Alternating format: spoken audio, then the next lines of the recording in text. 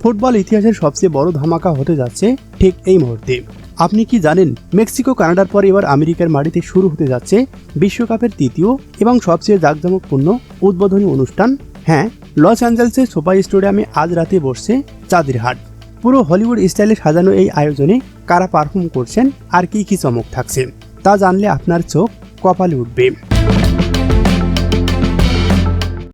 Mexico আর কানাডায় already football জ্বর ছড়িয়ে পড়েছে, কিন্তু ফিফার আসল মাস্টার প্ল্যান লুকিয়ে আছে যুক্তরাষ্ট্রের এই তৃতীয় উদ্বোধনী অনুষ্ঠানে।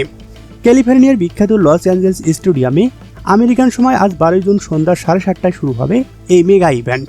আর যদি আপনি বাংলাদেশ থেকে দেখতে চান তবে চোখ রাখুন আগামীকাল অর্থাৎ 13 জুন ভোর 5:30। আর এই চোখ ধাঁধানো অনুষ্ঠানের ঠিক পরেই মাঠে নামবে স্বাগতিক আমেরিকা ও প্যারাগুয়ে।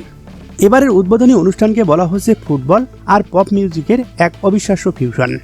স্টেজে আগুন ধরাতে আসছেন বিশ্ববিখ্যাত পপ সুপারস্টার কেটি পেরি।